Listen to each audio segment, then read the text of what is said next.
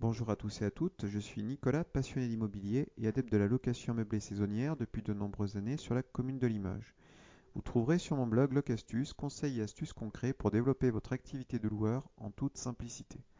Aujourd'hui, je souhaite voir avec vous l'intérêt d'investir votre activité de loueur en meublé saisonnier, quand cela est possible, dans des micro-surfaces. Alors quand je parle de micro-surfaces, il faut savoir que au regard de la réglementation en vigueur, qui est abondante pour les conditions d'exercice de la location saisonnière, quelle que soit la ville dans laquelle vous pouvez être, à des degrés divers bien sûr, eh bien, on a la chance encore de pouvoir exercer son activité de loueur en ayant une surface sans que celle-ci ne soit astreinte à un minimum. En effet, quand vous faites de la location à l'année, que ce soit de la location vide ou de la location meublée, vous devez être au moins pourvu de 9 mètres carrés minimum. Pour de la location saisonnière, je l'ai évoqué dans un précédent podcast et vidéo, il n'y a pas jusqu'ici, de surface minimale à respecter. Malgré que vous fassiez de la location saisonnière, je vous inviterai malgré tout à avoir 9 mètres carrés car on ne sait jamais comment la législation en la matière peut être amenée à évoluer à l'avenir. Il serait dommage d'avoir un produit non adapté aujourd'hui de moins de 9 mètres carrés pour faire de la location saisonnière, pouvant fonctionner malgré tout, et demain avoir des nouvelles règles contraignantes au niveau de la surface minimale à respecter pour ce type de location et du coup de devoir sortir votre produit et ne plus pouvoir le proposer à de la location saisonnière. Donc veillez toujours à anticiper ces choses-là, c'est important. Donc aujourd'hui, quand je dis que je fais de la location saisonnière dans des micro-surfaces, ça a pour plusieurs intentions à titre individuel. La première, c'est une maîtrise des coûts, puisque généralement, quand j'ai acheté il y a quelques années, j'ai réussi à trouver des bons plans, c'est-à-dire à trouver des biens pourris, à retaper, à des prix tout à fait abordables. Ça, c'était une première motivation. Aujourd'hui, un produit équivalent, 10 ans après, on aura effectivement une flambée des tarifs du simple au double pour la plupart du temps, puisqu'il y a une raréfaction de ce type de produit et quand même on est à les trouver avant même d'avoir des fois été le premier propriétaire à visiter le bien. L'annonce publiée n'est plus effective très longtemps puisque le logement concerné trouve très vite preneur au regard de l'attractivité de l'investissement que cela peut représenter malgré tout, et ceci, quelle que soit la forme de location à mettre en œuvre. Donc concrètement, ce que je vais vous dire par là, c'est que les intérêts pour moi aujourd'hui à faire de la location saisonnière dans les micro-surfaces, c'est qu'il y a une réelle demande. D'intervenants donc sur le net disposent que des logements idéaux pour ce type de location, c'est des T1, des T2, des T3 ou des T4, sachant qu'une préférence est faite pour des appartements d'au moins 30 mètres carrés ou des T2.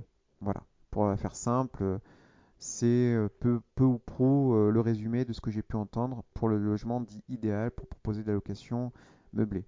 Peut-être qu'il y a un argument d'avoir plus d'occupants à proposer pour proposer le logement à plusieurs personnes. À la rigueur, ça peut s'entendre.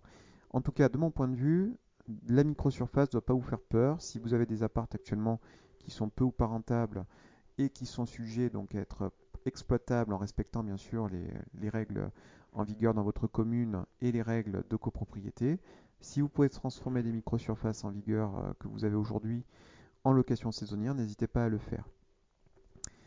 Je vais vous donner plusieurs points et axes de réflexion sur le sujet. Le premier sera d'un point de vue tarifaire, puisque si vous avez donc une microsurface, vous aurez donc un aménagement à prévoir forcément de qualité, fonctionnel pour pouvoir prévoir éventuellement des séjours de plus longue durée, qui dépassant simplement la villégiature de 3 à 4 nuits.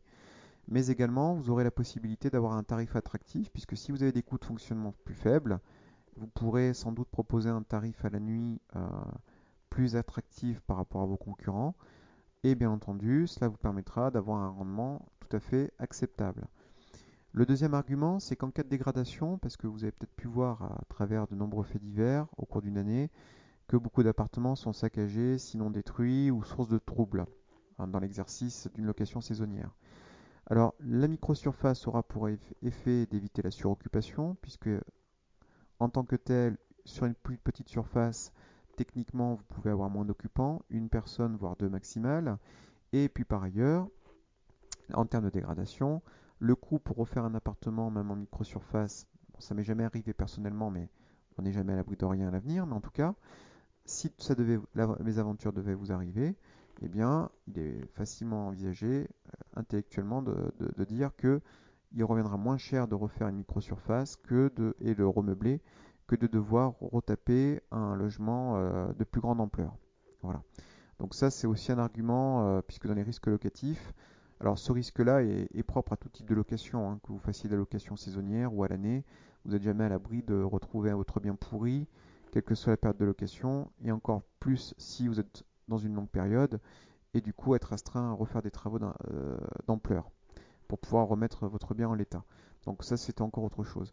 Mais tout ça pour vous dire que c'est autant d'arguments, de mon point de vue, qui militent pour louer des microsurfaces.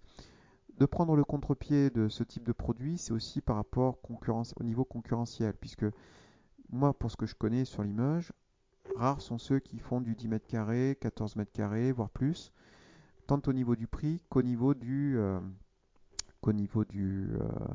l'idée de le faire, parce que les gens se disent, mais personne ne va acheter ce type de produit.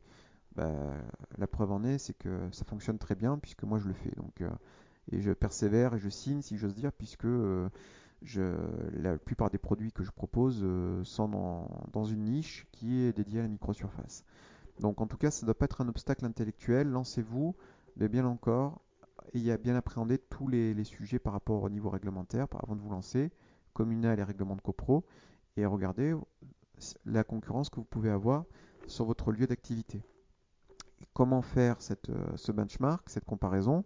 Ben, je vous avais indiqué dans un précédent podcast qu'il existait un outil inhérent à Airbnb, hein, un outil marketing géré par Airbnb qui s'appelle RDNA. Euh, Pardon pour je parle avec un accent très français pour quelque chose d'anglais, donc je ne suis pas très très très fort en anglais, mais en tout cas, c'est un outil marketing qui vous permettra d'avoir un tableau de bord et les chiffres clés pour connaître et appréhender la concurrence que vous avez sur un lieu d'activité potentiel pour votre location saisonnière. Et vous aurez, entre autres chiffres, eh bien, la typologie de biens et d'hébergements offerts par vos concurrents et à quel prix. Donc du coup, c'est un bon outil très synthétique, gratuit bien sûr, sauf si vous êtes amené à approfondir les demandes d'informations nécessaires formulées, mais en tout cas, de prime abord, vous avez les chiffres clés et de façon gratuite pour pouvoir adapter votre stratégie commerciale et marketing pour votre location saisonnière. Donc en tout cas, moi ce que j'ai pu constater sur Limoges, c'est que quasi personne faisait ce type de location sur des surfaces inférieures à 15 mètres carrés. Alors je ne dis pas qu'il faut avoir que des produits de microsurface, sauf à vous spécialiser et qu'il y a un réel intérêt et un réel engouement au niveau de votre lieu d'activité. Mais en tout cas, de diversifier au moins avec ce type de produit, sinon d'en avoir une grosse partie, c'est pas mal. Moi je fais trois quarts très petite surface et le reste c'est des biens entre 25 et 30 mètres carrés. Voilà. Donc c'est pour vous dire l'intérêt de la question et de la chose. N'hésitez pas à y réfléchir en tout cas. Donc j'espère que ces éléments de réflexion vous auront permis d'y voir plus clair, de vous apporter notre perspective par rapport à ce qui est souvent mis en avant en termes de produit idéal, si j'ose dire, entre guillemets, pour des produits proposés à la location saisonnière. Et bien entendu, n'hésitez pas, si le contenu vous a plu, à le partager afin de faire vivre le contenu avec vos amis, à le commenter. J'essaierai autant que possible de répondre à l'ensemble des sujets ouverts à débat et des éléments de réflexion qui ont été marqués sous cette vidéo ou sous ce podcast. N'hésitez pas également à vous abonner à ma chaîne YouTube Locastus et plus largement à locastus.com pour être mis au courant de mes prochaines publications. Je vous remercie en tout cas à tous et à toutes de votre attention et je vous souhaite à tous et à toutes une agréable fin de journée. À très bientôt.